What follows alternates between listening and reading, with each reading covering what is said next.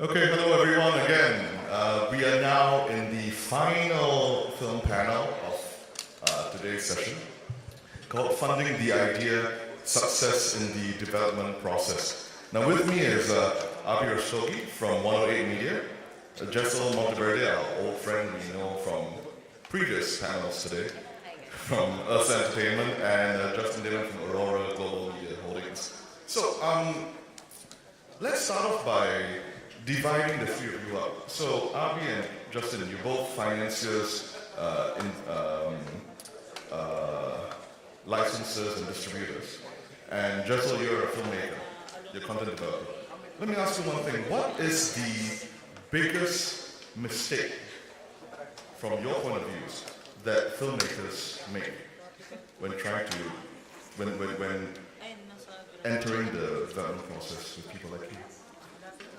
Well, for me, I think the biggest mistake is not understanding that the business you are in is essentially a business. It's why it's called show business. And the idea that every film, every TV show, every production you enter into is a startup on its own, is an entity on its own that needs proper accounting, proper idea of investment and equipment, proper handling of money, and understanding how to sell it is a very key thing. You don't just create a product and not do anything with it or not know what to do with it from the very start. Yeah, but isn't the selling your pasar basically, if you want to use the thing called? No, the idea is that a producer needs to understand, they don't have to be an expert in everything in the whole value chain, but they need to understand enough of everything. So for example, when you come up with an idea, you need to know who your market is in the first place, how do you think you're going to execute it, who your partners can be in something like this. A distributor can come in, a financier can come in, or a co-producer can come in and advise on how to make it a bit stronger, or to tell you a little bit more about this might work here, your ambition or your scope is on track, but not executable the way you think it is. So you have to come in with your own idea and understanding of what you want to do first, and then later see whether or not the creatives fit the business parameters that is out there. But the problem is, people either stand on one side or the other side. Someone only sees something from a really business point of view, or they see something from a purely creative point of view and it's basically navel gazing at the end of the day. So we have a lot of people who that we've invested in and worked with early on. What we bring to the table is a bit of structure and co-production expertise. A lot of filmmakers, especially in Southeast Asia, like I said, they don't see what they do as an enterprise. They see what they do as a project, a passion thing, and they realize that if you are getting money from people and if you're hoping to actually execute and bring it to market, you need to look at it as an enterprise. That's the key thing. So that's one of the biggest mistakes we feel, like people don't see the business side of what they're doing. So I would divide that in terms of what the producers make a mistake, or sometimes it's from becoming a distribution licensing perspective, or what the filmmakers make a mistake. I think from a filmmaker's point of view, and this is something that I've experienced over the past decade or so, is which continues to evolve, the more discussion we have about distribution, the more discussion we have about financing and so on. With senior filmmakers, I always say, know what you want to do. A lot of filmmakers you tend to find want to tell stories where they're asking us, what is the market buying? Can I make what the market is buying? That's a service business. I like seeing filmmakers who have a voice, who have a message, who want to say, this is what I want to tell, this is my story, this is the story that I want the world to know. And I always say this from a distribution sales perspective, you shouldn't be looking for my approval, you should try to have me fall in love with you. It's always the other way around. I like giving examples. I mean, Mikhail is here, and he's got his amazing movie Eerie, which I was right here last year when he showed me a promo. It was 2 minutes, I was in love. I said, this is a hell of a movie. He showed me a promo that was just like, he wasn't chasing me, I was chasing him. And then so the idea was that any filmmakers, the voice, the message is simple, it's clear. Why and then it becomes the second part of it is, it's great that we're interested in it, we want to do this, but why should the audience care? So I know there's a lot of cliche points, a lot of going back to basics, but I say from a storytelling perspective, just be very clear about your messaging, because I think what you're starting to see a lot of challenges, because getting a film finance is always difficult, that a lot of creatives are spending too much time trying to get the business model right for the film, to get the film finance, but somehow the message is lost on what this film is all about. Okay, so sorry, because I'm seeing a lot of somewhat contradictory messages coming out from the both of you. Because you're saying that the creative needs to know what the market is, what they're doing. And then Avi, you're saying, just tell your story and, do the kind of thing you want to do. I'm trying to understand where the filmmaker... I'm talking about the producer, he might be talking about the filmmaker. Okay, different conversations. Yeah. He's talking about the producer. From me, you asked for the filmmakers. If you say what the producers are making a mistake, I would say greed is good to a point, but sometimes a lot of producers are trying. You need to know at what budget or what levels of project you're making and what the market can bear. I think a lot of research. What I think is that I was here last year, which I said, getting data on what movies can do is not difficult. Box Office Mojo, or what you call it, is still a site that people can go to. You can get a lot of data on what, if you want to make a movie that's set in Laos for $3 million, you better make it for a global marketplace, because Laos will not cut it. If you want to make a movie that comes out of India in English language, you want to make it for an international marketplace. Don't expect Bollywood to come and save the day. So it's more about knowing your market in that perspective. And I think one of the biggest things that I think that the producers do make a mistake is the time of doing all things for all people is over. You can't put a project together and say, well, this is for mass markets. If you want to do something for mass markets, go make Godzilla. Maybe that works. Right? That's how I see it. Transformers, which they even stop making now. I think from my perspective as a filmmaker, luckily for me, my background is in advertising. For the last 12 years, I've been directing TV commercials. So when I come into a film, when I go into a film, I think when I direct a TV commercial, I always think of the audience in mind. Will people watch this and buy this detergent or soap, right? So when I think of a film, is someone else going to watch this besides my mother? Okay, so that helps the financiers, that helps the investors, and they like working with me because they understand that I'm not just doing this because it's my art. Okay, there is a balance. Again, like Justin said, it's show business. So I understand balancing art and the business side of it, art and commerce. Now the trick is, as a filmmaker, to balance it enough where you're not sacrificing your creativity, you're not sacrificing your soul for the sake of box office, and that's where the problem lies. Well, in the previous panel, we heard, I think the gentleman from Indonesia say that people are spending, creatives are spending 70% of the time trying to figure out the money, and only 30% of the time in the creative process. So, so the question is, how can people like you and Justin, people like you, help the creatives in that respect? Well, I think that's a very interesting question you asked. Look, I was in Canada, I moved to Singapore last year, right? I think it's what we discussed, the word creatives. We got to address what that means. I think the region has fantastic filmmakers. I think the region needs more producers. I think we tend to hear, as I say, jack of all trades, filmmaking models. If you want to scale up, jack of all trades, filmmaking model is kind of getting over. You can't have a filmmaker who's a writer, who's a producer, who's a line producer, who also wants to be a gaffer at the end, he becomes a cinema theater expert and all that. Can't do that. Of course, but to paraphrase Don Rumsfeld, for example, you work with the people you have, not with the people you want. And if this region doesn't have great producers, and you're working with filmmakers, and I think there are a lot of you out there who are maybe not new to the game, maybe just been working in that cottage industry perspective for so long. How do you guys help them scale up to the next level? I can just answer that because look, some of the films we are getting involved in the region, we're getting involved with, as much as we love the filmmakers, for me those producers on those movies are very important people. So we're saying you've got to scale the producers up. The producers must know the dynamics that Justin just talked about. They've got to get involved in that part. So the producers have to be involved with, from a storytelling perspective, managing their director's vision, how they can do so, putting financing pieces together. So that work has to be divided. I think you need more hands on the deck, and I think part of that is, I'm not saying it's not a binary 0 or 1. It's more to do with, I think the community has to kind of come together to scale more producers. I think the best dynamics I've seen with producer-director pairings are the good guy, bad guy dynamics. You want to protect your creators to do what they should be concentrated on, like what Abi mentioned, but you want the producers to go out there and fight for a better budget, or fight for better distribution, and do the things like finding the cast that would fit the director's vision.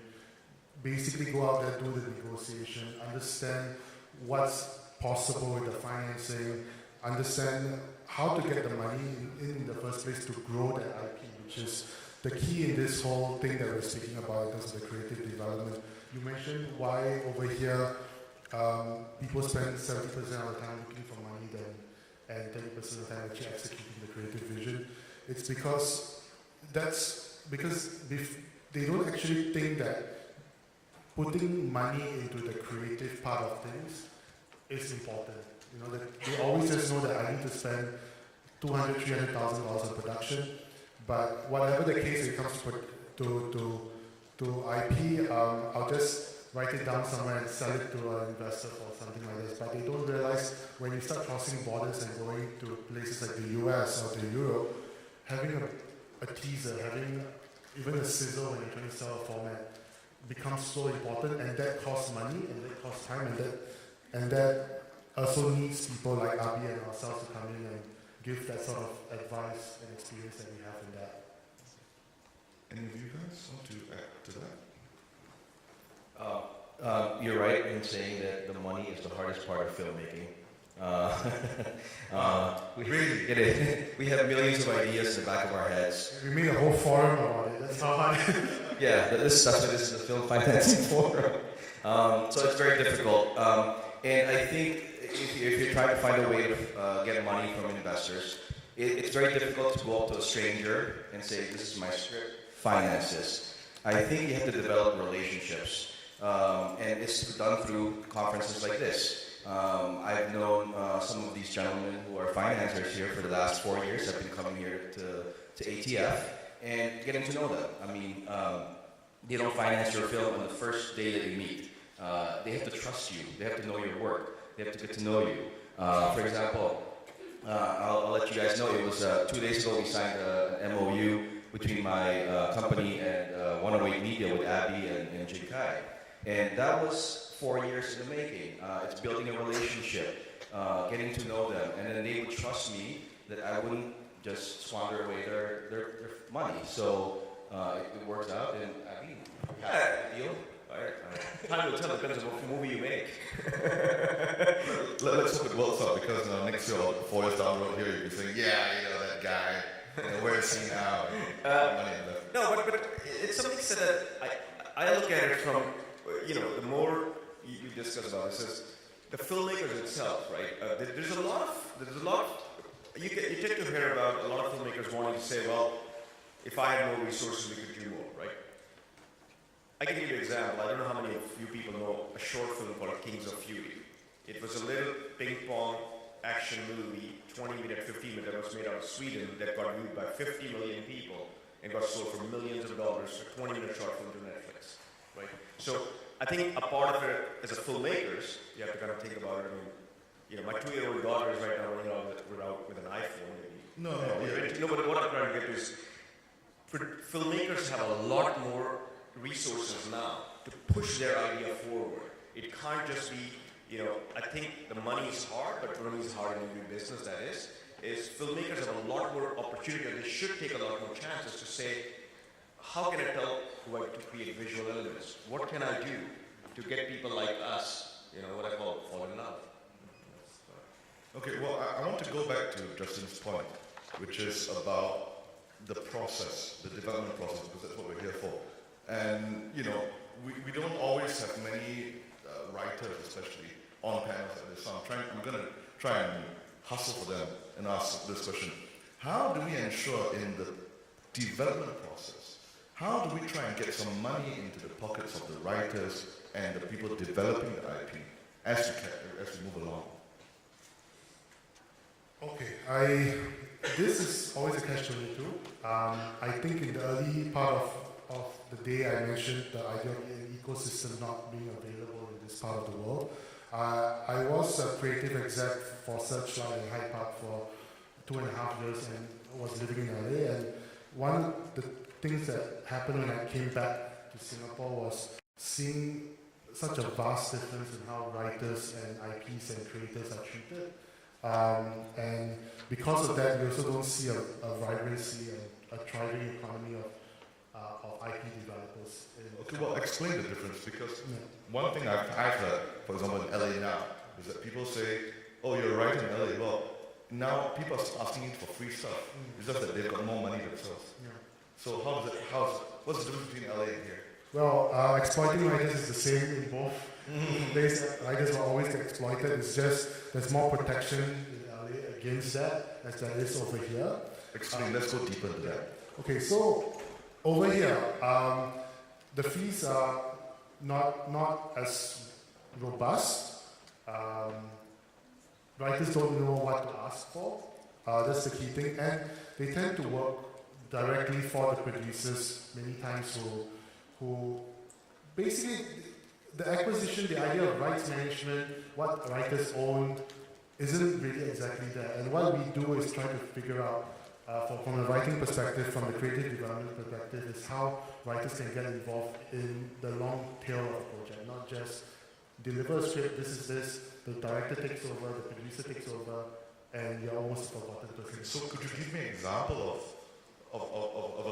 let's give me a case study where, some money has gone into the pockets of the writers even before production starts? Oh, that's all the time. I mean, when you have to commission a script, a writer has to come in and they talk about, okay, what do I need in order to grow this idea into something tangible?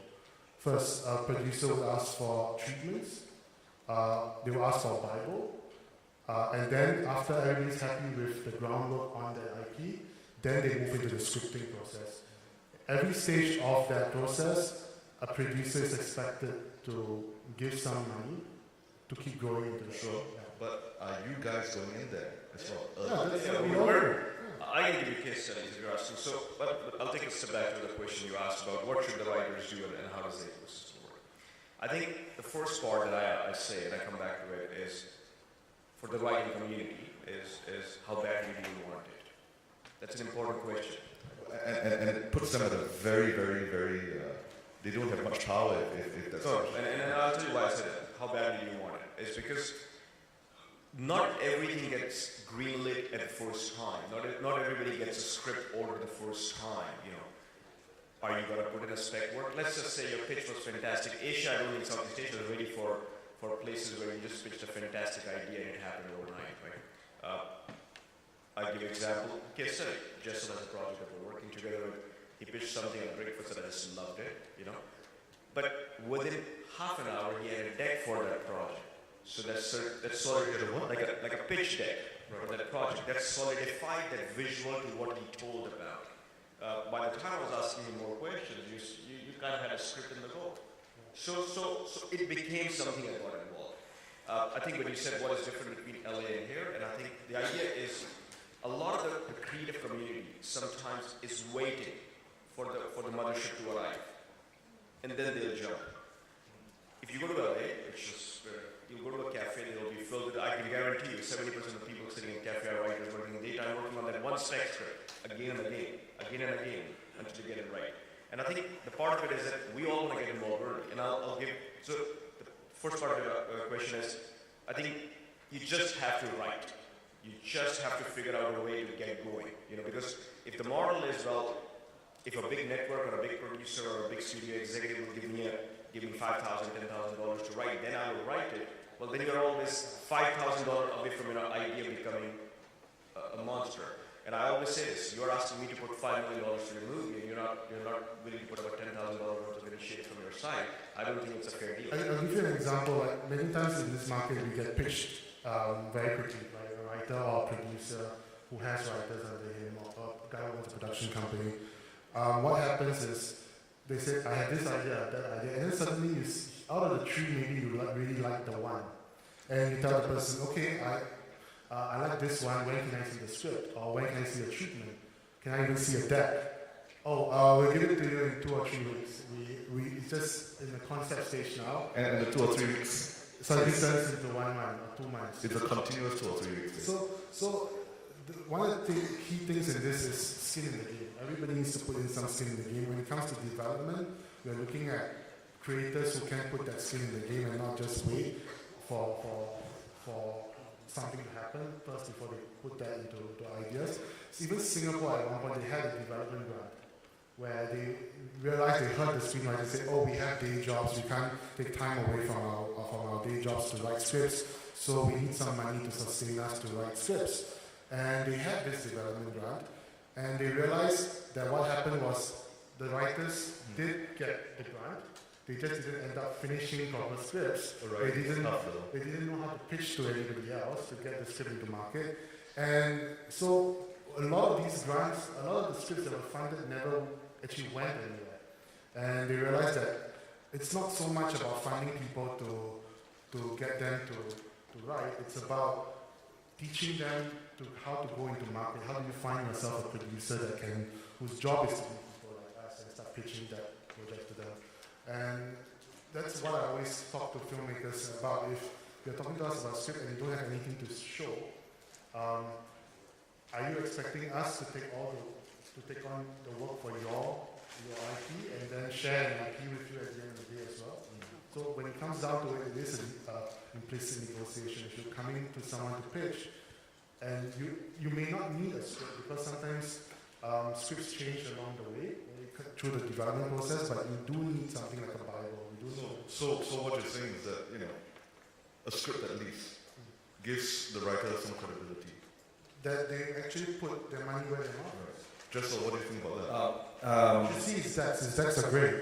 Yeah, well, that's Okay. confidential. No, but no, seriously, what Justin was saying is correct. That as a writer, as a filmmaker, you have to keep making your projects. You have to keep thinking of ideas. But then you have to put the ideas on paper. They can't just be thoughts in your head. Because when I tell Abby a pitch and I tell him at breakfast, and he says, "Oh, show me something," and I'm like, I don't know what to say anymore. And then it takes him 2 weeks, 3 weeks. The fires die. In 2 or 3 weeks, he doesn't even remember what the story's about anymore. It's over. But I have my laptop with me all the time. When I go to meetings, I tell him the story. He loves it. Let me show you something. And I show it to him. And I go page by page. I have a sizzle reel ready, and I play it for him. Sizzle reels are very easy to make. You can download from YouTube nowadays and just cut together something and just give him the mood and tone of what your material is like. And then that's what sold it, right? So And then you asked a very interesting question of saying, are you guys going in? So I'll say, we've been investing a lot in acquiring IPs. So, I'll give you an example. Inspector Singh Investigates, the famous Singapore book series. It's by Shamini Flynn, I think one of the best authors from the region. So we acquired the rights to that book series. And from there on, we promised her we're not going to do what usual suspects have happened, where some producer's trying to find some money and maybe it gets going. We said we're going to go and let's develop into a Bible, right? We didn't know, but she was quite adamant about it because it's set in the region. How do you get that culture? How do you get that vibe? How do you get that lingo right? So we said, why don't she contributed? We invested a bit. She contributed her time and energy. She helped do the first Bible. She's now involved with getting the writers on board. So we have been able to fund full-on scripts and development. I can't tell you who and how, but major global players have called looking for the series now. Okay. It's almost like, I'm not ready to sell, they want to buy. But the idea was that, yes, you're right, you have to nurture the development process. But all I'm saying is it takes two to tango. And on that note, I'm going to throw it out because I think there are a lot of people, I hope there are a lot of people with questions. Any questions from the audience? All right, all the way to the back there. Fastest fingers. The man in black. You want one? Dark blue. Great. Justin, you said skin in the game. Couldn't agree more. But skin in the game is, your neighbour Justin, pointed out can have various forms, like for instance on script writing, especially in the beginning, one cannot maybe should expect in this region, but maybe not, that you have 3 or 4 scripts ready and you present them all. I mean, it's a bit book. It can be tonal, can be visual, but are you expecting, if anyone would say come forward with a synopsis, for instance, and it has a tone in there, and you'd say, oh, that's pretty good, but can I have a script? And then party B would say, well, I don't have it right now, but, and then you say 3 weeks. I mean, would you say that is feasible? I mean, the amount of time is, it's negotiable. It's nobody says, I need your script done in 2 weeks, but I think the key thing is understanding who's selling what. If the reason why, for example, I could commission a script or work with a script writer and pay them in tranches is because the idea came from this side of the table. And what we're trying to do is get someone to execute it for us. But if a script writer, you are selling the idea and you are selling your script, you need to have a product ready to sell. And then that's where option agreements come in. That's where purchase price and scripts come in. So you're actually creating your own product and you're selling it to me. But for me, from our side, when I talk about funding a scripting process, it means that we came up with the concept, we came up with the idea, or we acquired a book, and we are waiting for a writer to execute and put his spin on it. And that's why we can do that. It's a different level I'm talking about, a concept stage, synopsis stage that you create, that you present a project, which is, I would say, the norm these days, rather than going into scripts, especially in animation, that it's the art, it's the tone, Right. synopsis. I think we kind of get your question. Sorry, it's just that we have quite a bit of time, so I'd like to move on with the question. But I think what's important is that if the writer is pitching, we really need to have a script ready. No, I think let's I think what he asked was an interesting question, a very interesting question to say, are you expecting him to jump all the way, where we are? And I think he's right. He says, no, I'm not expecting him to jump all the way. I'm just saying, I don't care. Give me a 2-line synopsis. I would make me want to say, I want to give you money to make this happen. So I'm saying, you put forward your best work you can. I have scripts that I've greenlit now, which was somebody who pitched me 2-line synopsis. This particular writer took 3 months to write 2-line synopsis. It was the best thing I personally read. But it just was framed in a manner. So what I'm saying is, it doesn't matter what you put forward. Just make sure it's something that warrants somebody wanting to put capital behind it. That's all. It's important to understand that in that kind of scenario, we are sort of even co-producing it together in a way. You trust us to go out there to market for you, and we trust that you are staying with us in the whole process and understanding us. It's not so much that just because you're pitching us something and we're taking something, we have to straight away jump in the bid and give you $100,000 for your IP. We need to know what the market needs from something like this. Okay, we have 2 minutes, so what I want to do is, I'll just take 2 questions, simultaneously, and then we'll work the rest out, okay? Anyone else with a question? Over there, please. Thank you. And try to keep it to the point so that we can get the other one in as well. So, Mr. Abi and Mr. Jessel, after courting each other for 4 years, what was it that made you execute this time after 4 years? What brought him over there? Before we answer, can I get a second question? Is there anyone else? Okay, right in the middle there. Keep that in mind. I'm a distributor from China and also a producer. And I got a lot of email from 108 Media. You have a lot of good content. But I know you focus on some horror movie, right? As well. Yes. So for some reason, some content we need to choose. I want to ask you this question, and I don't know if it's convenient for you to answer. What's your major territory you are focused on for your content? Thank you. Did you just say a major trajectory? Territory. Sorry. Yeah, territory. Yeah. Thank you. You'll answer that first. So let's answer why are you guys in love? Well, I actually met Abby here last year. So I've known him for a year, but I've known his partner Jin Kai at Create for about 4 years now. Met him actually in the Philippines. And we were actively talking about working together. Ever since the first day we met, we had the same mindset, we had the same ideas and things like that. We were developing things. So it wasn't on paper, it wasn't signed or anything, but we were already talking about working together. And it's just taken 4 years to finally find the material that resonates with both of us. And then when Abby came in last year and he visited Manila sometime earlier this year, that was when I pitched the new thing I was working on over breakfast. It was a new idea that even Jin Kai hadn't heard of. And then finally, Abby really liked it. I can put it this way. We've talked a lot about the written word. This was a project, it was the images that caught me. Like, it was so beautiful, again, for me, I look for things where we're in the transportation business. Can you transport audience or me into a zone, into an area, into the world that I've never seen before? It's all about that. He showed me a world that was in Philippines, in Manila, that I don't think the world has seen ever before. I'm sure a lot of Filipinos have seen, I don't think the world has seen before. So to me, that seemed like right. But then he backed it up with a bunch of things that he actually, it seemed but interesting. Right? Question you asked about territory. So I'm fortunate enough, we built a company with our office in Toronto, Tokyo, as well as Singapore now.